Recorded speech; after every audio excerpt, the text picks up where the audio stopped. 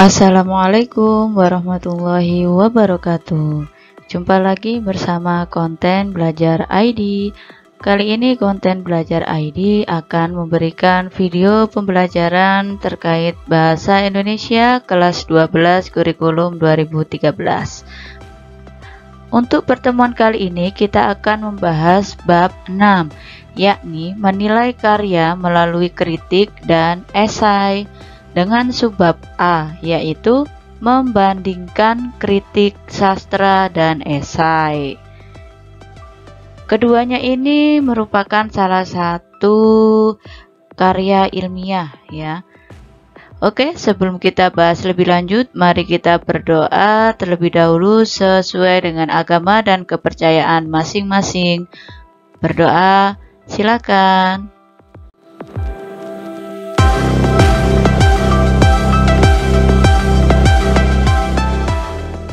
Oke, dapat diakhiri.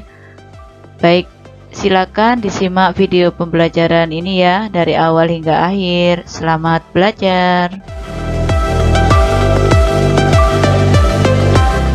Nah, tujuan pembelajaran pada materi kali ini diharapkan setelah mempelajari materi ini mampu yang pertama yaitu dapat mengidentifikasi unsur kritik dan esai, dan yang kedua yaitu dapat membandingkan kritik dengan esai berdasarkan pengetahuan dan sudut pandang penulisnya.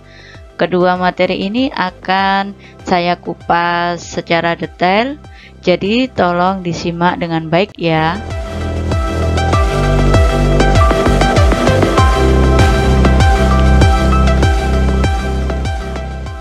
Oke, sebelum kita membandingkan secara detail antara kritik sastra dengan esai, di sini saya akan memberikan wawasan kaitannya dengan persamaan kritik sastra dengan esai.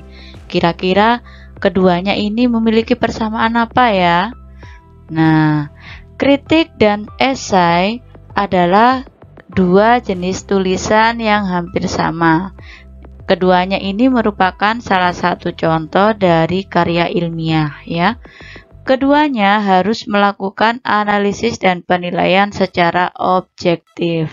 Inilah alasan mengapa kritik sastra dengan esai ini termasuk salah satu bentuk karya ilmiah, karena bentuk kajiannya atau isinya itu berdasarkan analisis dan penilaian secara objektif, di mana apa yang disampaikan di dalam kritik ataupun esai ini isinya harus sesuai dengan fakta ya, atau sesuai dengan kondisi yang sebenarnya, seperti itu.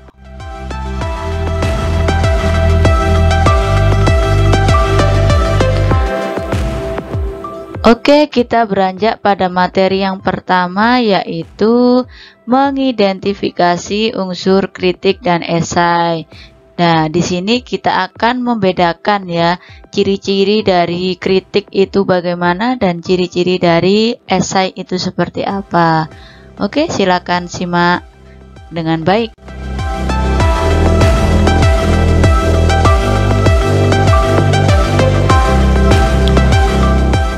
Perlu kalian ketahui ya, kritik itu merupakan penilaian terhadap karya secara seimbang, baik kelemahan maupun kelebihannya. Di sini hampir sama dengan teks ulasan ya. Teks ulasan itu juga salah satu bentuk cara menilai sebuah karya.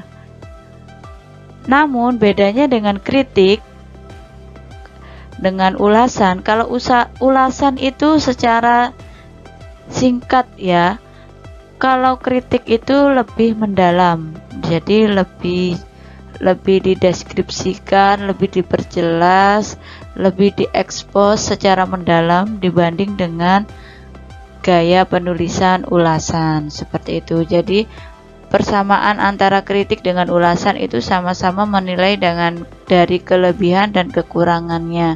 Namun kalau kritik itu lebih mengarah pada kondisi yang sebenar-benarnya dan bisa dibuktikan melalui analisis. Sedangkan kalau ulasan itu hanya bersifat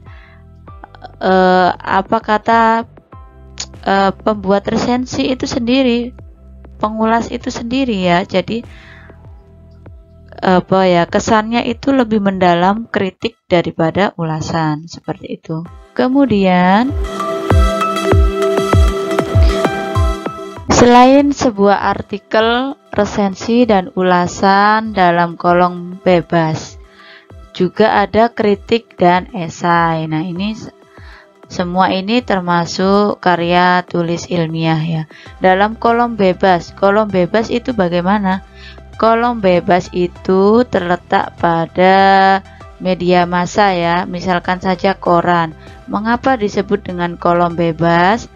Nah, kolom bebas itu merupakan hasil karya atau hasil tulisan dari penulis lepas ya, bukan dari penerbit itu sendiri.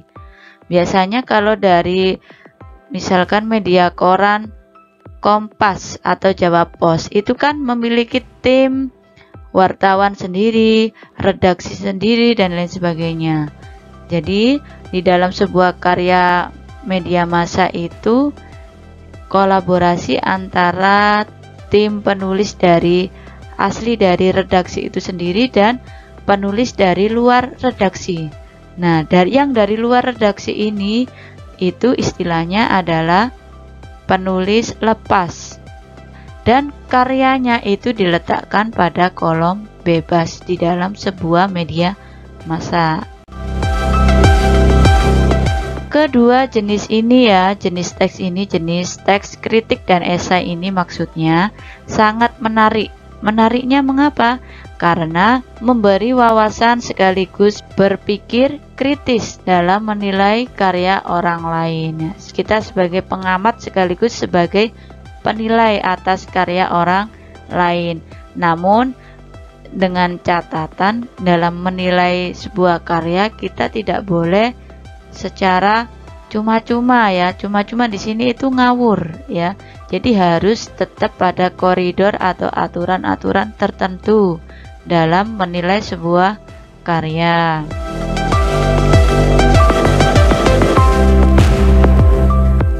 Oke, langsung saja di sini membedakan ya ciri-ciri atau karakteristik dari kritik sastra dan esai.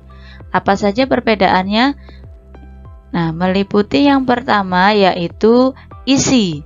Kalau kritik sastra itu berisi penilaian secara keseluruhan. Sedangkan kalau esai itu hanya berisi ulasan, hanya pada satu hal saja. Jadi hanya satu bidang saja dalam sebuah karya. Kalau kritik sastra itu secara keseluruhan diguliti ya, dari luar sampai dalamnya karya itu.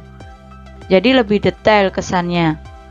Kemudian dilihat dari sifatnya ya. Kalau kritik sastra itu bersifat objektif, di mana isi dalam kritik ini sesuai dengan fakta ya, adanya data pendukung melalui sebuah analisis dan pengamatan secara objektif. Sedangkan kalau esai ini bersifat subjektif, yaitu sesuai dengan pandangan penulis itu sendiri. Jadi untuk pembuktian itu ya kesannya hanya sekedar memberikan contoh atau simulasi saja.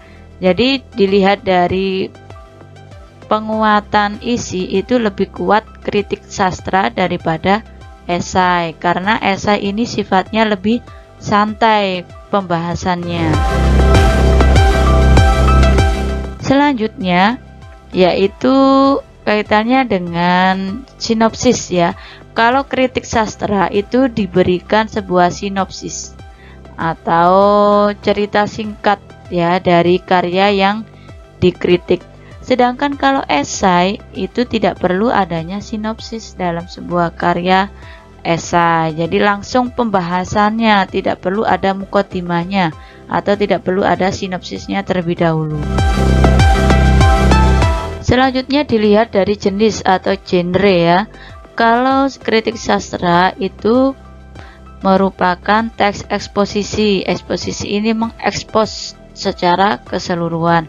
Sedangkan esai itu bersifat persuasif atau bentuk rekomendasi ya sebuah karya. Cocok atau tidak cocoknya sebuah karya untuk dikonsumsi masyarakat, seperti itu. Jadi batasannya itu lebih dangkal esai daripada kritik sastra. Selanjutnya cirinya kaitannya dengan kata ganti. Biasanya kalau kritik sastra di dalamnya itu pembahasannya menggunakan kata ganti orang ketiga, yaitu sebagai pengamat.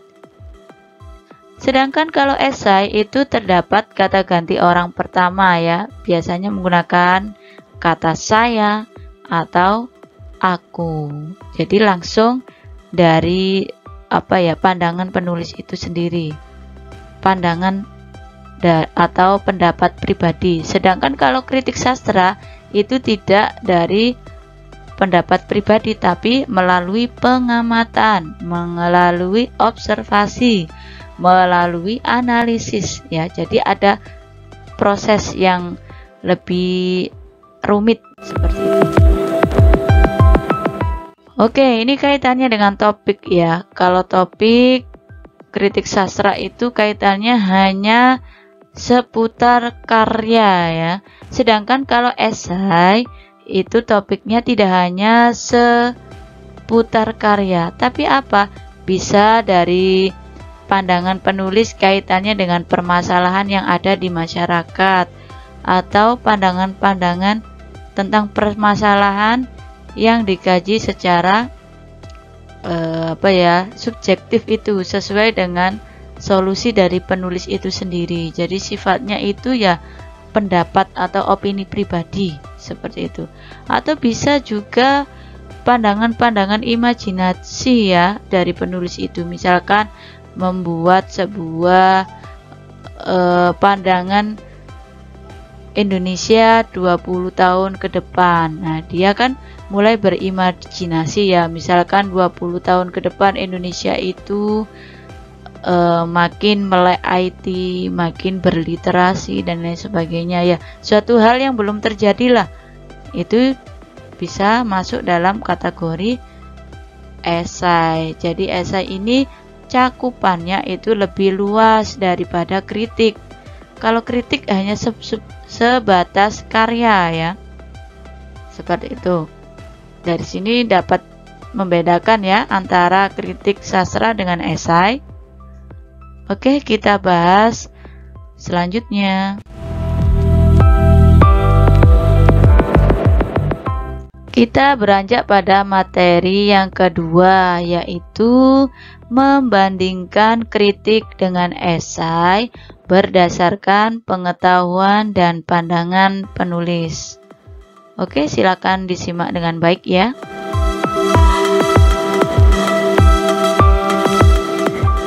Oke, yang pertama kita akan membandingkan kritik dan esai. Sebelumnya untuk kritik dan esai perbandingannya ada dua, yaitu berdasarkan pengetahuan yang disajikan dan yang kedua itu berdasarkan pandangan penulis.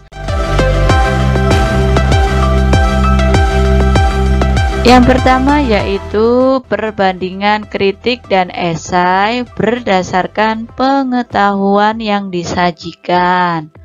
Kira-kira apa yang harus kita ketahui? Oke, yang pertama kaitannya dengan hal yang dikaji. Kalau kritik itu objeknya adalah sebuah karya. Karya apa? Ya bisa saja sebuah musik, sastra, buku, tarian, drama, film, pahat, dan lukis. Ya, kaitannya dengan karya yang bersifat tertulis maupun yang bersifat lisan atau difilmkan, seperti itu. Namun kalau esai itu kajiannya tidak hanya berupa karya, tapi juga fenomena yang terjadi di masyarakat. Yang kedua yaitu kaitannya dengan sinopsis ya. Kalau kritik itu ada deskripsi karya. Bila karya berwujud buku, deskripsinya berupa sinopsis atau novel. Nah, jika itu berupa film karyanya, maka deskripsinya berupa trailer film tersebut. Kalau karyanya itu berupa lukisan atau pahat atau sejenisnya, ya kita deskripsikan dari bentuknya, dari teksturnya, dari makna pembuatan karya itu sendiri, dan lain sebagainya. Sedangkan kalau esai itu tidak perlu adanya ringkasan atau sinopsis atau deskripsi dari karya atau fenomena yang dibahas, seperti itu. Karena apa? Sifatnya langsung ke pembahasannya atau langsung ke permasalahan yang dibicarakan. Selanjutnya dilihat dari data yang disajikan. Kalau kritik itu datanya berupa objektif, sedangkan kalau esai tidak perlu membutuhkan data. Karena apa? Sifatnya subjektif, ya, sesuai dengan pandangan pribadi penulis itu sendiri. Jadi tidak perlu adanya pembuktian yang lebih detail.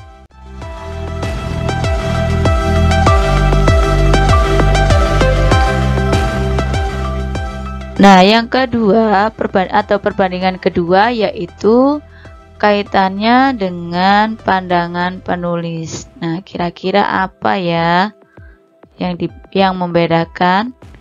Yang pertama dari cara penilaian, ya.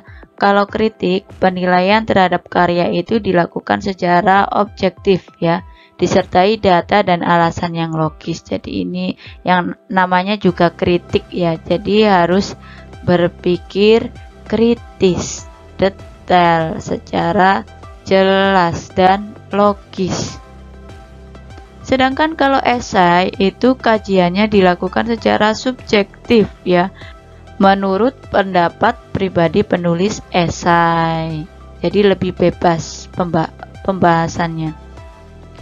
Sedangkan yang kedua yaitu perbandingan dilihat dari penggunaan kajian teori.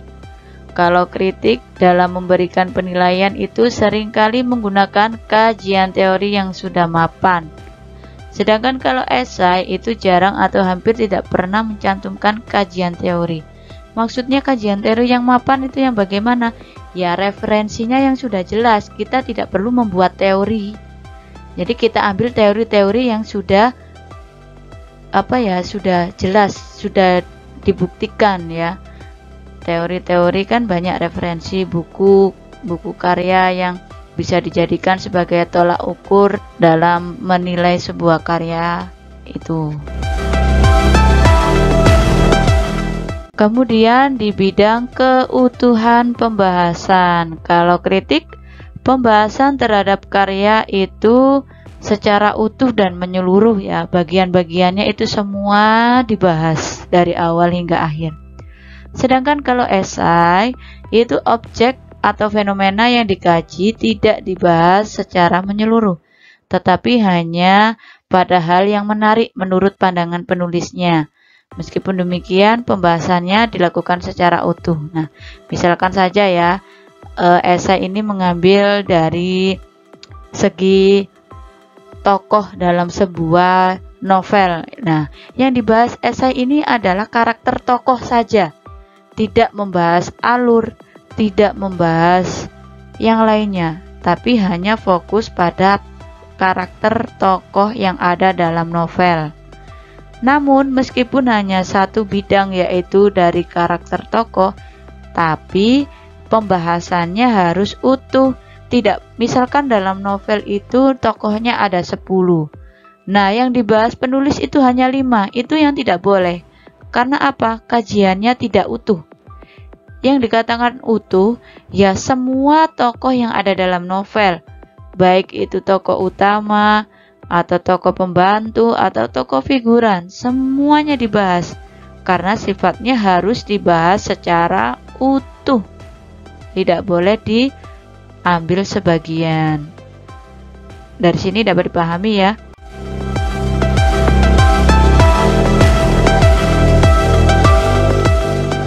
Bisa kita simpulkan bahwa dalam mengkaji kritik sastra atau esai yang harus kita perhatikan yaitu kita menemukan objek yang akan dikaji ya. Jadi kita temukan topik atau objek yang akan dikaji itu apa dulu.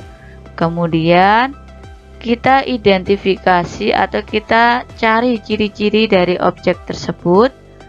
Nah, barulah kita dapat menilai sastra melalui kritik sastra atau esai. Seperti itu. Misalkan objek yang dikaji adalah fenomena banjir, misalkan fenomena banjir ya.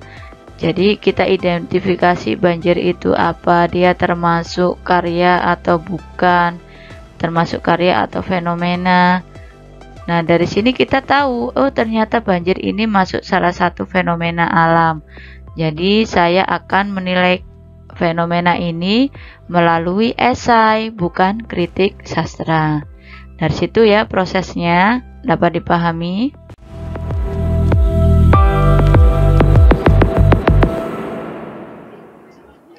Oke, untuk memahami lebih lanjut, saya memiliki satu pertanyaan ya. Saya ingin tahu pendapat kalian masing-masing ya, kaitannya dengan kritik sastra dan esai. Menurut kalian ya, lebih mudah mana ya antara menulis kritik sastra dengan esai? Coba lontarkan jawaban kalian beserta alasannya mengapa memilih kritik sastra atau memilih esai. Silakan lontarkan opini kalian sesuai dengan apa yang kalian rasakan. Ditulis di mana? Silakan ditulis di kolom komentar di video ini ya. Jangan lupa sertakan nama dan kelas kalian.